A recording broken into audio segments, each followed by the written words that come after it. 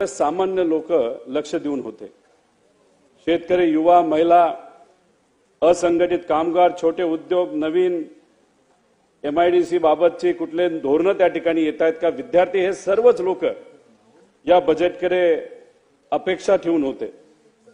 पण अध्यक्ष महोदय, जेव्हा बजेट सादर करण्यात आलं, जशी नैराश्य या विधिमंडळामध्ये, या अधिवेशनामध्ये असणाऱ्या प्रत्येक आमदाराची झाली, काही लोक बोलून दाखवतात, काय बोलू शकत नाहीत, तशीच कुठेतरी भावना या महाराष्ट्रामध्ये असणाऱ्या सर्वसामान्य लोकांचे अध्यक्ष महोदय झाले। इलेक्शनच्या काळामध्ये आम्ही सर्वजण प्रचारामध्ये होतो। इलेक्शन चालू असताना आम्ही भाषण करत होतो। आज जे सत्तेत आहेत त्यांचे सर्व नेते त्या ठिकाणी भाषण करत होते। सर्वांचे जाहीरनामे आपण बघितलेले आहेत आणि त्या जाहीरनाम्यामध्ये जर उल्लेख आपण बघितला तर आम्ही सत्तेत आल्यानंतर आम्ही काय करणार असं कुठेतरी सांगण्याचा प्रयत्न सर्व पक्ष तिथे करत होते। आज जे लोक सत्तेत आहेत त्यांच्या जाहीरनाम्यामध्ये आपण जर बघितलं, आम्ही शेतकऱ्याला कर्जमाफी देऊ, लाडक्या बहिणीसाठी जी योजना आम्ही आणली त्याच्यामध्ये आता 1500 रुपये देतो, आम्ही 2100 रुपये देऊ असं त्यांनी सांगितलं होतं। आमच्या बेरोजगार युवांसाठी बेरोजगार भत्ता चालू करू, तिथं आमचे जे शेतकरी आहेत शेतकऱ्यांसाठी भावांतर योजना आम्ही आणू, असं भाषणामध्ये अनेक वेळा अनेक मोठे नेते तिथं बोलून गेले। अध्यक्ष महोदय, ज्या योजना इलेक्शनच्या काळामध्ये सरकारकडनं आणल्या होत्या, घाई गडबडीने आणल्या होत्या, लाडक्या बहीण योजनेच्या बाबतीत तर अध्यक्ष महोदय कागद कमी पडले तरी सुद्धा ऍडव्हान्समध्ये काही महिलांना त्या ठिकाणी पैसे दिले गेले का? कारण पुढे इलेक्शन होतं। पण ठीक आहे, पैसे आले, योजना आणल्या, लोकांपर्यंत त्या काळामध्ये पोहोचल्या, लोकांच्या अपेक्षा वाढल्या आणि मग अध्यक्ष महोदय, अपेक्षा वाढल्यानंतर त्या योजनेकडे आणि सगळ्या गोष्टीकडे बघितल्यानंतर असं कुठेतरी म्हणावं लागेल की लोकांना असं वाटलं की बरंच काय येत्या काळामध्ये जर हेच सरकार परत आलं तर आपल्याला मिळतील, अशी अपेक्षा अध्यक्ष महोदय सामान्य लोकांची तिथं होती। त्यामुळे लोकांनी निवडून दिलं, अभिनंदन करतो। मोठ्या संख्येने सर्व आमदार तिथे निवडून आले। पण आजची परिस्थिती शेतकऱ्याची बघितली नाही तर वर्षभर आपण शेतकऱ्याची परिस्थिती बघितली तर अध्यक्ष महोदय अतिशय हलाखीची परिस्थिती आहे। फक्त सोयाबीनचं अध्यक्ष महोदय, इथं मी उदाहरण देतो, सत्तेत असणारे अनेक मोठे नेते शेतकऱ्याला सांगत होते, सोयाबीन उत्पादक शेतकऱ्याला 6000 रुपये देतो आमचं सरकार आलं तर। ठीक आहे, 6000 मध्ये कसा तरी आपला खर्च निघेल असं शेतकऱ्याला वाटलं। सोयाबीन शेतकऱ्यांनी निवडून दिलं, मतदान केलं, कपाशीच्या शेतकऱ्यांनी दिलं, तुरीच्या दिलं, कांद्याचं दिलं, सगळ्यांनी त्या ठिकाणी निवडून दिलं। पण अध्यक्ष महोदय, फक्त वर्षभरात जर आपण बघितलं तर 6000 अपेक्षा ज्या शेतकऱ्याची होती त्या शेतकऱ्याला त्याच्या शेतामध्ये कष्टाने पिकवलेलं सोयाबीन हे किती रुपयाला विकावं लागलं तर 3800 रुपयाला अध्यक्ष महोदय, आणि सरकार कितीला विकत घेते तर 4800ला।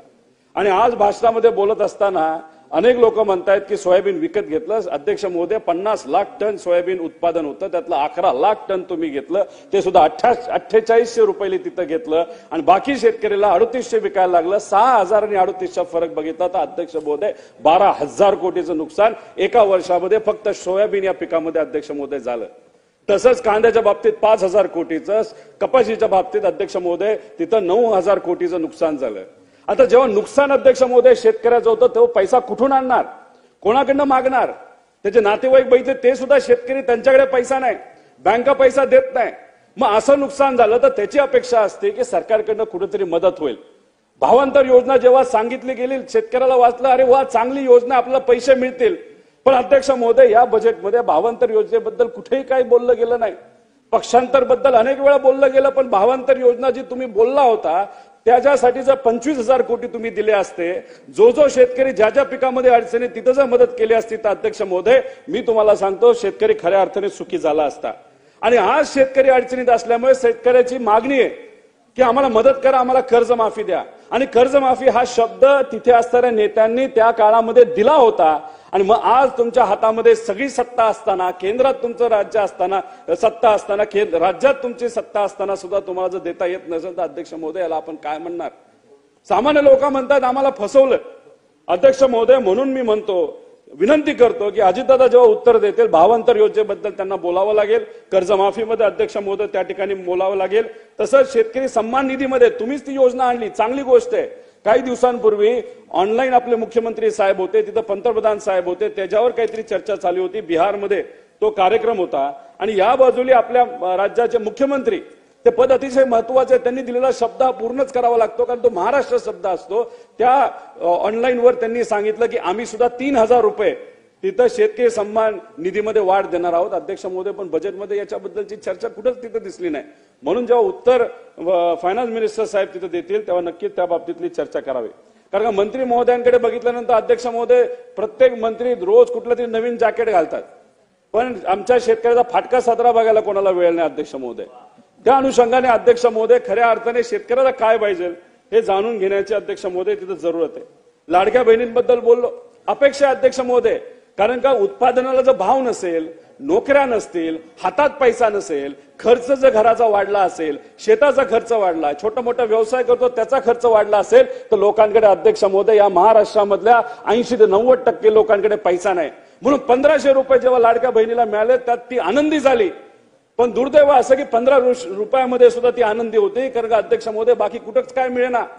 आणि त्यात तिची अपेक्षा की 2100 रुपये तिथं मिळावेत. तुम्ही तिथं जाहीरनाम्यामध्ये बोलला होता, भाषणामध्ये बोलला होता, मोठ्या मोठ्या कार्यक्रमामध्ये बोलला होता. अजितदादांना विनंती करतो, आमच्या लाडक्या बहिणींच्या वतीने हा गुलाबी शर्ट घालून मी विनंती करतो की आमच्या लाडक्या बहिणींना तिथं 2100 रुपये महिन्याला अध्यक्ष महोदय त्या ठिकाणी दिलं पाहिजे.